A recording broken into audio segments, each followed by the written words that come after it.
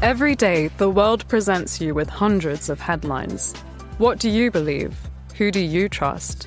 The Financial Times cuts through complexity with clarity, accuracy, and global perspective. Its journalism is guided by independence, not agendas. That's why leaders in business, policy, and culture turn to one trusted source.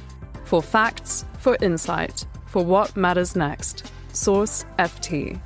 Read more and subscribe at ft.com. You're listening to The Monocle Daily, first broadcast on the 3rd of November 2025 on Monocle Radio. Another meeting about the future of Gaza, unlikely to be the last. Germany's foreign minister attempts to explain that populist policy may not be as simple as it looks, and the march of our new robot overlords is halted at the gates of Basel. I'm Andrew Muller. The Monocle Daily starts now.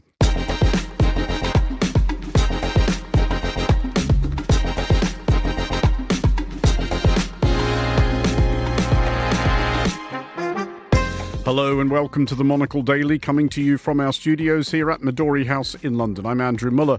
My guests James Rogers and Daniela Peled will discuss the day's big stories, and we'll hear from the neuroscientist Nicholas Wright about his new book Warhead, considering, as the title very strongly suggests, what war does to our heads. Stay tuned, all that and more coming up right here on the Monocle Daily.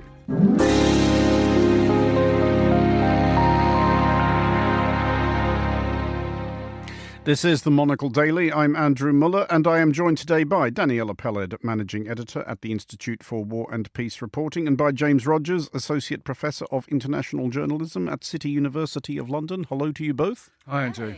James, do you by any chance have a book coming up that you're working on? I do, Andrew, and I'm pleased to say I've pretty much finished working on it after a sort of rather lengthy process of checking that I haven't got any of my facts wrong or that I haven't made too many typographical errors. My book, The Return of Russia from Yeltsin to Putin, the story of a vengeful Kremlin, will be out in January. And it's, I hope, concise political history of Russia and its relations with the West since the end of the Cold War. We do look forward to that, obviously, but where would you gauge your levels of terror that between it being sent to the printers and appearing on the shelves, it gets drastically overtaken by some sort of event? Well, I think this actually happened at the proposal stage. I went to see the editor. I've worked with this editor before, and I went to see her in late January 2022.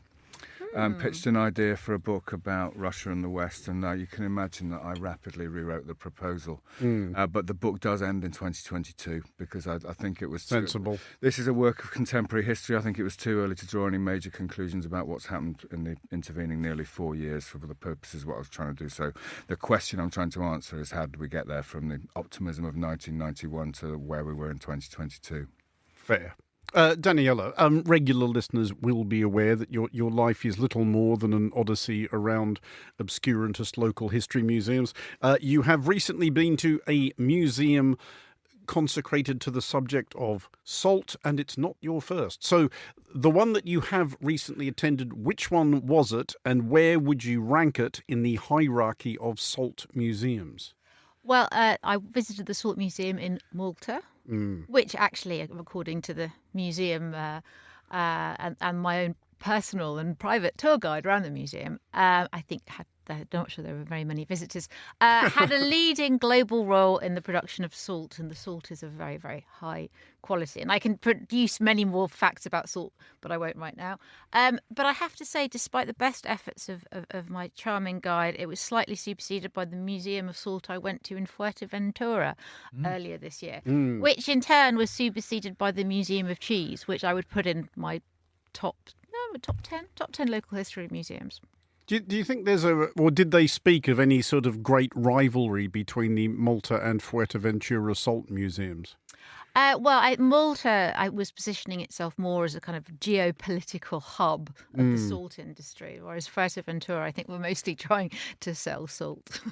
So really, ideally, people do need to go to both. They complement each other. Well, ideally, I need to find a third perhaps listeners might be able to help me out here, and that will happily conclude the triumvirate, I think. Yeah, listeners, if you do live near a salt museum, do please get in touch. All such tips will be forwarded to Daniela. But we will start in Istanbul. I don't know if there is a salt museum in Istanbul. It's a big city. Who knows? Presently hosting a gathering of foreign ministers and adjacent representatives from Indonesia, Pakistan, Saudi Arabia, Jordan, Qatar and the United Arab Emirates to discuss what is to be done about Gaza. It is a little over 3 weeks since a ceasefire in Gaza, which has not been unblemished, but which has more or less held, certainly relative to what preceded it. It does not, however, answer the question of what happens now in Gaza's short, medium or long-term future. The conclave of emissaries from some of the world's key Muslim countries seems, in its advance press, keener on fretting about the problems rather than proposing solutions, but maybe they'll surprise us. Daniela, is this actually doing anything, or is this, as these things so often are, creating the impression of something being done? I think there's genuine desire to do something, not just, not least, jockeying for position and for influence in the eyes of the White House and also in the future of Gaza. But the problem is there are no parameters, really. There's a 20-point plan for a ceasefire and what happens afterwards. It's all very vague. There's talk about humanitarian reconstruction or availability, but there's no political timeline or component, really. What there is very vague. So how can a peacekeeping mission be a success if you have no, if you don't know what the deliverables are? So it's extremely vague. Israel in the past has not been particularly friendly towards the idea of international bodies getting involved in security issues, but also any contributors to this force. There are so many questions. What about, is it going to be peacekeeping or peace observing or peace monitoring?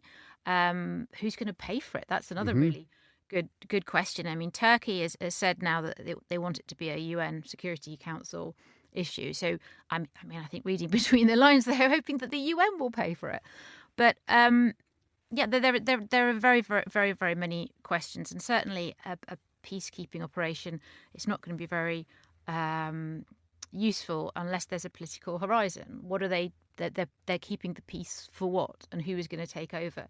So, in short, I think there is political will and there is genuine interest, but not necessarily down to the welfare of the poor people of Gaza who've suffered so much. But there's so much to play for that it's likely that nothing is going to happen, certainly not for several months.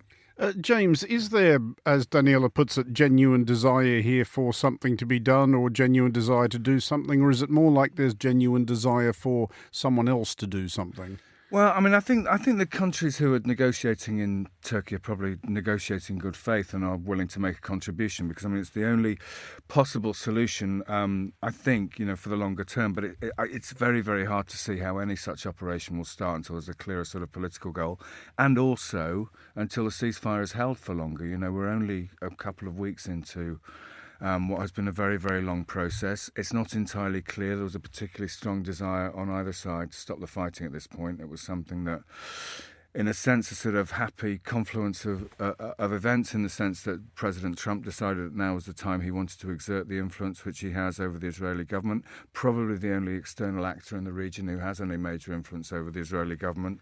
But of course, none of these countries, however well-intentioned they are, is going to commit any of their armed forces there until there's a clearer and longer-term stability there, which I think is quite hard to foresee at this stage. But nevertheless, when that opportunity arises, there has to be a plan in place, so I don't think there's any harm in trying to begin to prepare that now and see what the challenges might be.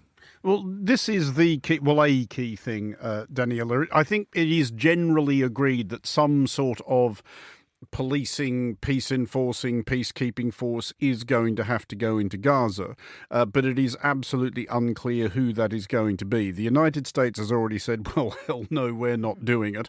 King Abdullah II of Jordan has already said, no, absolutely not, wouldn't touch it with a barge pole.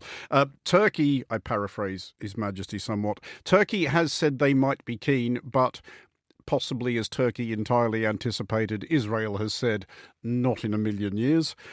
So where does this actually leave us? Because it's desperately difficult to imagine any European countries volunteering to send their troops, because that would go over incredibly badly with their constituencies.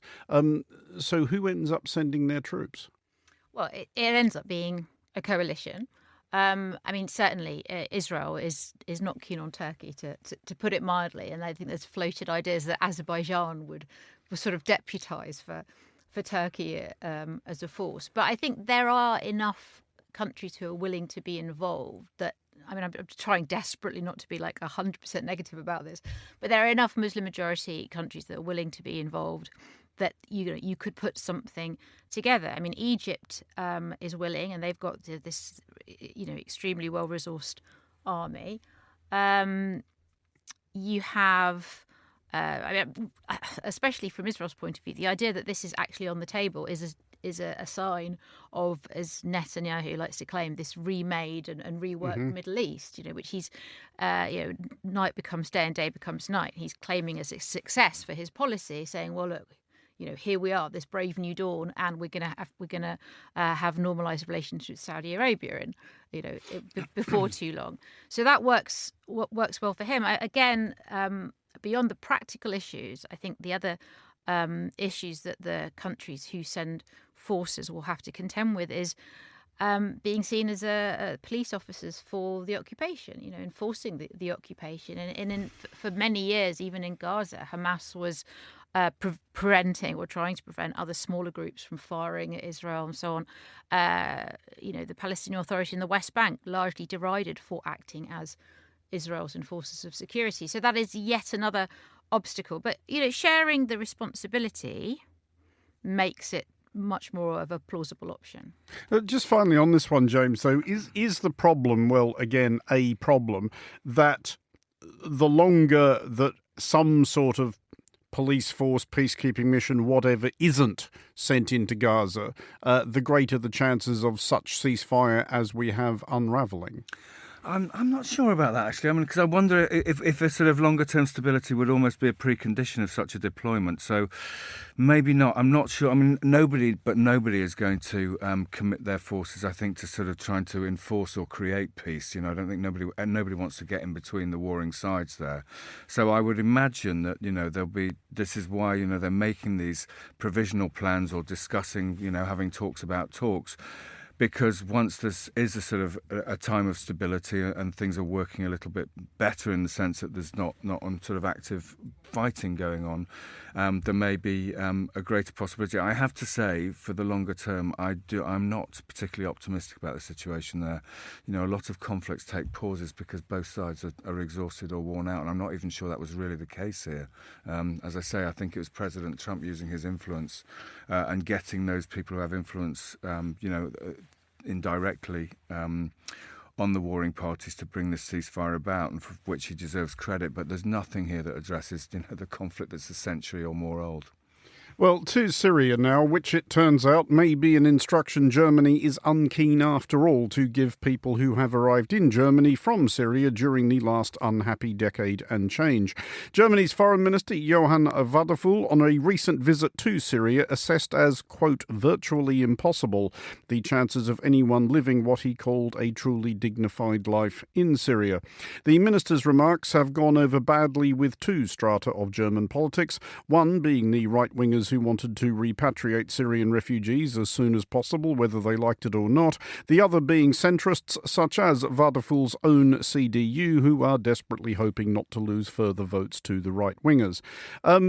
James, is he wrong? Is it currently still completely impossible for people who may have become accustomed to life in Germany to go and live in Syria? I would imagine it's extremely difficult. I mean, this is a country that's had a decade and more of war. I think it would be a very difficult place for people to go back to, particularly those people who, as you say, have come in the last decade and have found employment and have found stable lives and existences there. I think it would be very difficult.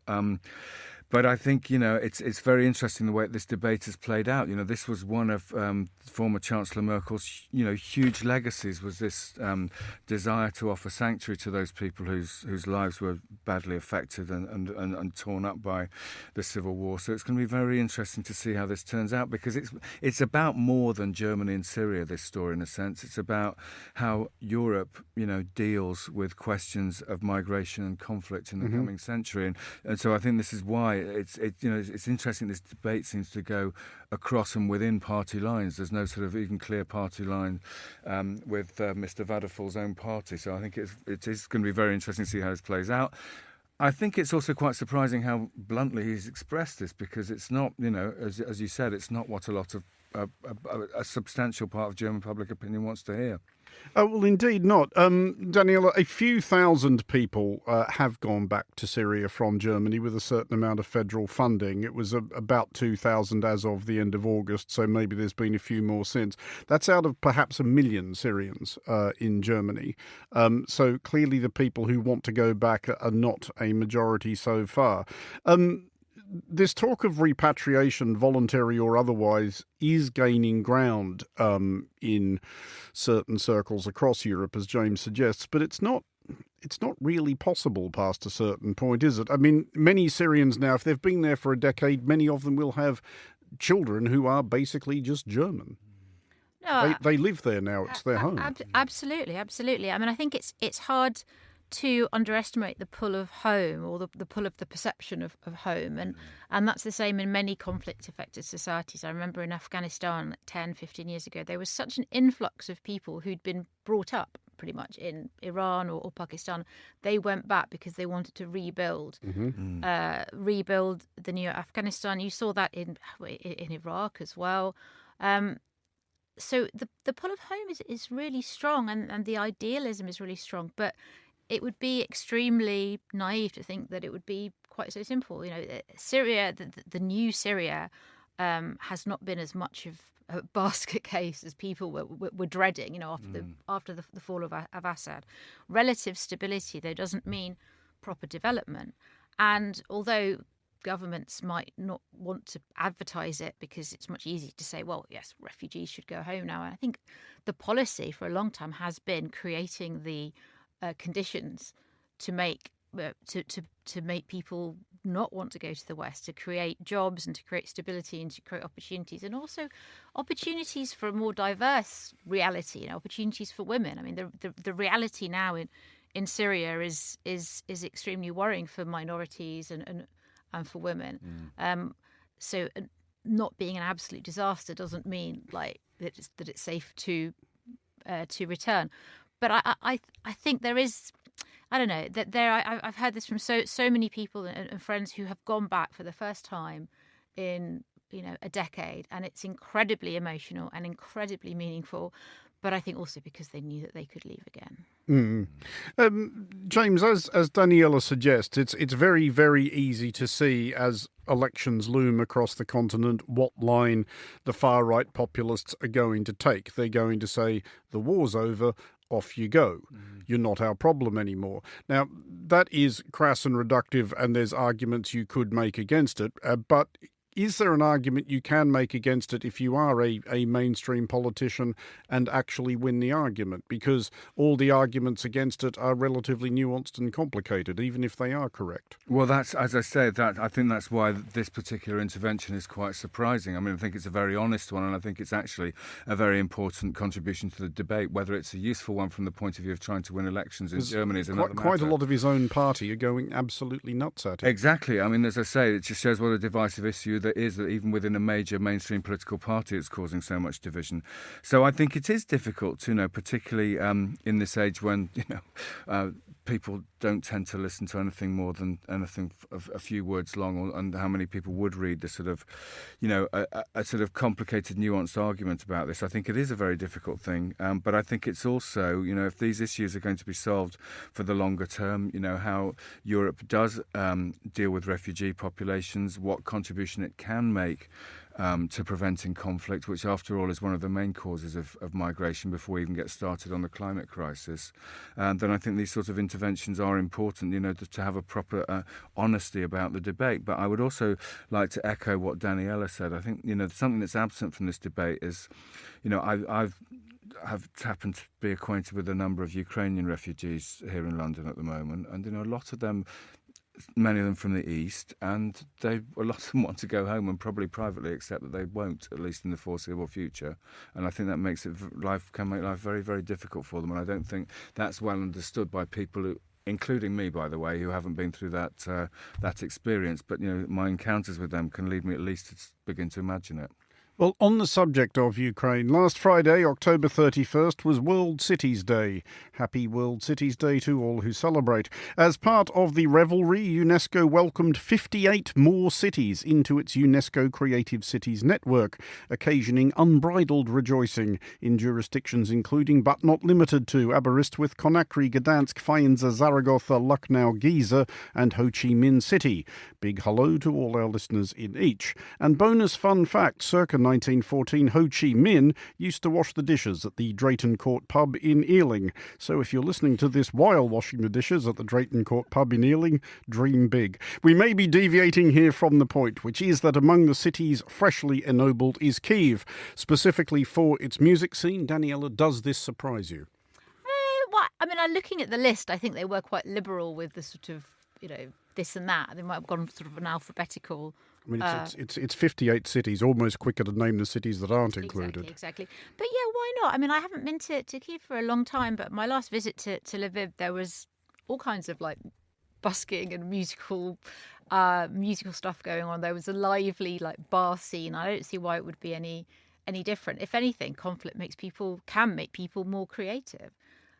People forget this, James, that during conflict, life goes on. It finds a way. I mean, absolutely remarkably. I am reminded by this story of my first visit to Sarajevo in the dwindling of the siege, which was primarily undertaken, this was when I was still primarily a rock journalist, to meet the bands who had formed in Sarajevo during the siege, most of whom, it will not surprise you, were quite loud. Yeah, but it goes on. You must have seen this yourself. No, I think I think this is tremendously important for Kyiv, and I think for Ukraine, and I think it's really good for a country like that to be known. What has Ukraine been in the news for the last 4 years? About very, very little, apart from war, and about occasionally, for people like me who followed football, how their football teams have managed, to continue playing in certain competitions. So I think it's very, very important. I think, and it will.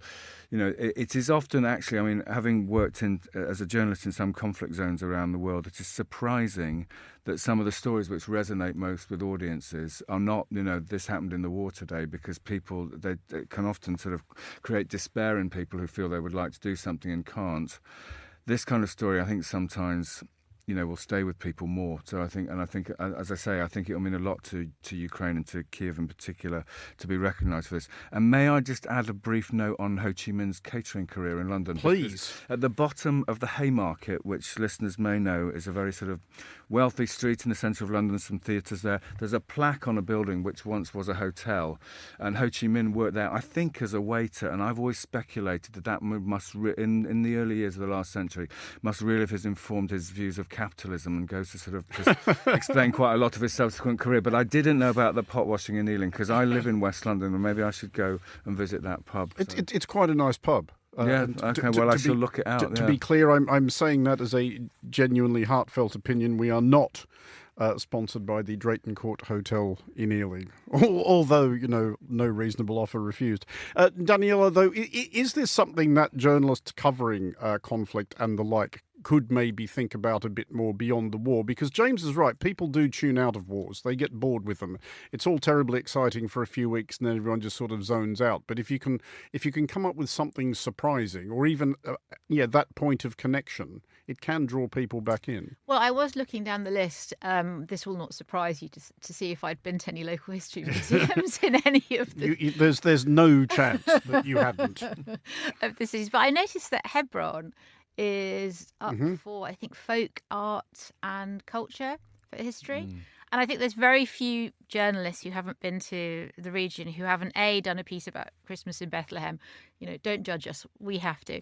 But also in Hebron has got the last remaining kefir factory that's actually produced in Palestine. The rest are from China and so on. And that's another sort of stalwart. I have a kefir from... Yep. That, I knew you would. I absolutely do. I also have some glass ornaments I bought from a glass blower in Hebron. Well, there you go. Yeah, it can be done. So so journalists do this. Sometimes without huge originality, but that's not really genuinely not a dig. But you're absolutely right about the resonance of the public. The story that we did from Ukraine that by far had the most viewers and feedback and so on was one we did at the beginning of the full-scale invasion about volunteer groups going to adopt the abandoned or lost pets of across Ukraine. So that tells you quite a lot about public interest in conflict, but it's also not a bad thing. No. Well, indeed not. Well, now to Basel and to controversy. Come on, everybody, gasp. There you go. Controversy of the security arrangements for the Basel Autumn Fair. The Herbstmesse, as the Basel Autumn Fair is locally known, is a tradition dating back 5.5 centuries and sees downtown Basel converted into a vast fun fair. Sounds fine so far. Carry on. However, this year it was decided to subcontract some of the security monitoring work to AI-powered robots, two-wheeled contraptions equipped with 360-degree thermal cameras. However, these have now been stood down after the local data protection officer had questions about privacy and data storage and was dissatisfied by the answers.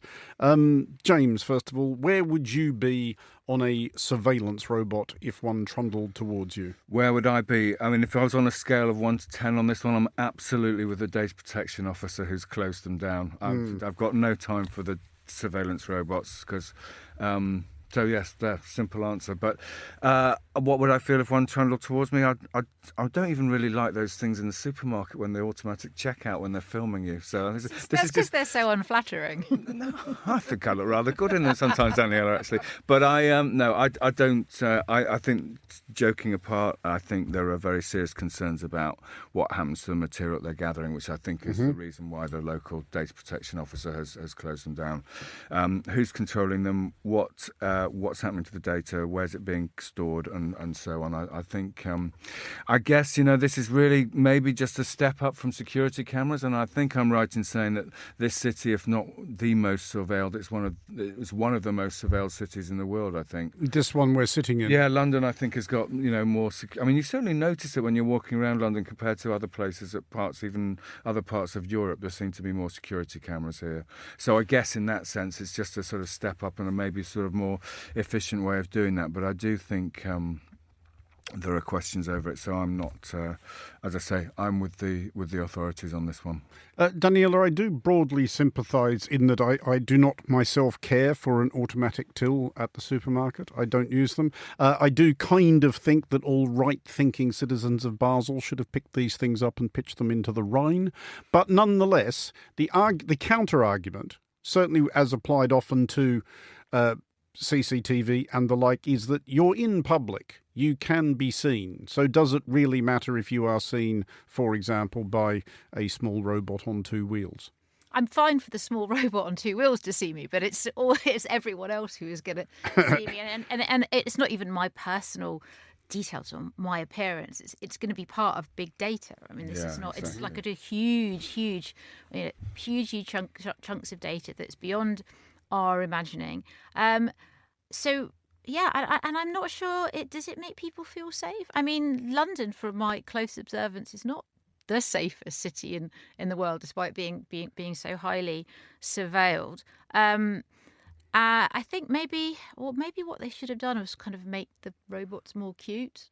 Oh, that's obviously coming, Daniela, and it's just going to make it so much more annoying. Because it is. It could be more annoying, but much more palatable. So I think maybe that's the next move. No, it is going. I mean, Douglas Adams, author of The Hitchhiker's Guide to the Galaxy, will once again be confirmed to have been absolutely right about absolutely everything.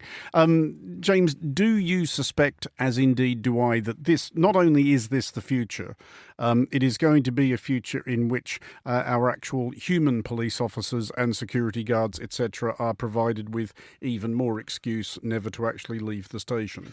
I don't know. What you would think so, wouldn't you? Because I mean, it is clearly, it's very efficient and cost effective, I suppose. And for particularly hazardous places, you already use robots of sorts in bomb disposal, for example. I guess there will be cases when it would be a very good idea to have things like this. Just walking around a fair and keeping an eye on people in the way that police officers might do in any large crowded public event, I don't think it's quite the same. Is it just finally on this, Daniela, because that is the obvious point of comparison, is this somehow more upsetting or discombobulating than a police officer equipped with all the stuff that a human police officer can now be equipped with, body cams, etc.? I don't know. What's peculiar, if we talk about the British context, is that we have this obsession with the idea of bobbies on the beat. That if you have pairs of police people walking around your city, hopefully and ideally with those sort of slightly eccentric helmets on, that all of a sudden the bad guys will be. Anymore. I'm saying ideally and hopefully. Sometimes at football matches still. But this is it. It's the kind of feeliness, isn't it, of security, the thinkiness of security. Like if we have the presence there, that human touch, something, it magically will improve. And again, I live in Camden. It's quite a central part of London. There are an awful lot of police people on the beat, and there's an awful lot of street crime. I'm not sure it's made much difference at all. Well, on that happy note, Daniela Peled and James Rogers, thank you both for joining us. Finally, on today's show, the cost of warfare is generally assessed in terms of its physical casualties, the lives lost, the living injured. The psychological effects, however, are also considerable, less understood, and certainly only much more recently appreciated. A new book by the neuroscientist and advisor to the Pentagon, Dr. Nicholas Wright, attempts to assess, as the subtitle has it, how the brain shapes war and war shapes the brain. The book is called Warhead. I spoke to Nicholas earlier and began by asking about how the different parts of the brain fit together in times of conflict. So our brain is very much like an orchestra. You need all the different parts of the orchestra to give you a Beethoven symphony, right? You need the percussion. So down at the very base of the brain, you have things like dopamine, you have pain, you have really powerful drives, and you need those banging away in the background. On the other hand, you also need brass, wind, and all the rest of it. So how do we think about how can we react quickly in uncertain environments? We need things like fear for that. So that's areas a little bit higher up in the brain. And then going all the way through to the frontal pole, which is the very end of the journey through the brain, at the very other end of the brain, that part of the brain helps us think about our own thinking. Okay, so that's, in many ways, our most sophisticated capabilities are in our brains to think about our own thinking. And we often need that in warfare, for example, to reflect and ask, are we doing what we should be doing? So I think we need the whole orchestra.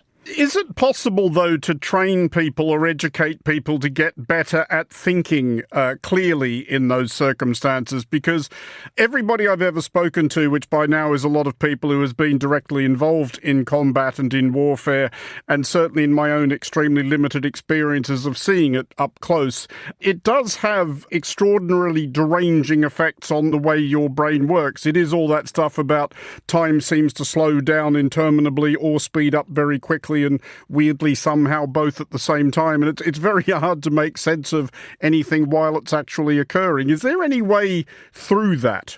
I mean, you're absolutely correct. And again, thinking about the different parts of the brain's orchestra, I mean, if you're going to be really effective, you're going to have to think about many different parts. So to give you an example, fear. Fear can be debilitating. Surprise can lead you into a shocked paralysis where you're really unable to react clearly. A lot of that is what happened to key French troops in May 1940 when they were attacked by the Germans with their blitzkrieg. Now, they were not where the Germans attacked, because that's what people will often try and do, where they were not the cream of the French troops. They were the less well-trained French troops. And so training is really important, because training can help turn what can initially be a fearful response into something that's much more, in which you can cope.